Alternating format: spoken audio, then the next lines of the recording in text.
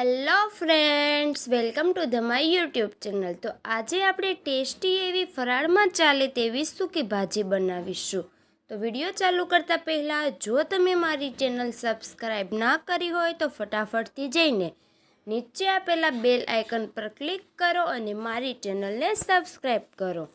તો સૂકી ભાજી બનાવવા માટે મેં અહીં બાફેલા બટેટા લીધેલ છે।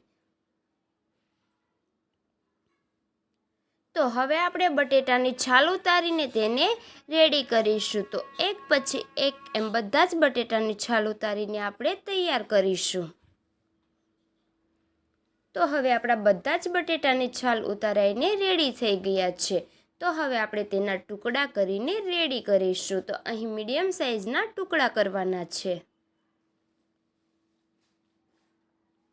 તો હવે આપણા ટુકડા પણ રેડી થઈ ગયા છે। તો હવે આપણે કટર લઈશું, તેમાં આદુ મરચીને ક્રશ કરી લઈશું। તો ત્યાં સુધીમાં આપણે એક કઢાઈ લઈશું, તેમાં 2 મોટી ચમચી તેલ મૂકીશું। તેલ સારી રીતે ગરમ થાય ત્યાર પછી તેમાં રાઈ અને જીરું ઉમેરી દઈશું। રાઈ જીરું સારી રીતે ફૂટે ત્યાર પછી તેમાં 6 થી 7 મીઠા લીમડાના પાન ઉમેરી દઈશું। ત્યાર પછી અડધી ચમચી હિંગ અને ત્યાર પછી જે આપણે મરચીની પેસ્ટ તૈયાર કરી હતી તે ઉમેરી દઈશું અને તેને સારી રીતે સંતળાવા દઈશું।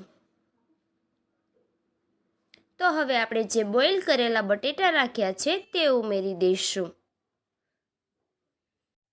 તો હવે તેને સારી રીતે મિક્સ કરી દઈશું, જેથી આપણો મસાલો છે બધા જ બટેટામાં સારી રીતે ભળી જાય। તો હવે આપણે તેમાં 1 ચમચી મીઠું, 1 ચમચી ખાંડ આ બધા જ મસાલા ઉમેરી દઈશું, જેથી આપણો ટેસ્ટ છે તે એકદમ સારો આવે। તો અહીં આપણે લીંબુને નથી ઉમેરતા, લીંબુ ખાવા ટાઈમે ઉમેરીશું, જેથી છે તે ભાજી સારી રહે।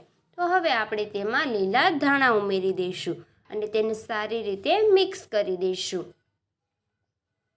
તો એકદમ ફરાળમાં કે ઉપવાસમાં ચાલે તેવી સૂકી ભાજી બનીને રેડી છે। તો ફ્રેન્ડ્સ, તમને આ રેસીપી કેવી લાગી તે જરૂરથી કોમેન્ટ કરજો અને મારી ચેનલ ખુશી કુકિંગને સબસ્ક્રાઈબ કરજો, જેથી મારા અવનવા વિડીયો તમારા સુધી પહોંચી શકે।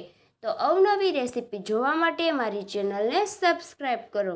તો ગુજરાતી, પંજાબી, ચાઇનીઝ જેવી અવનવી રેસીપી માટે ચેનલને લાઈક કરો, શેર કરો એન્ડ સબસ્ક્રાઈબ કરવાનું તો ભૂલતા જ નહીં।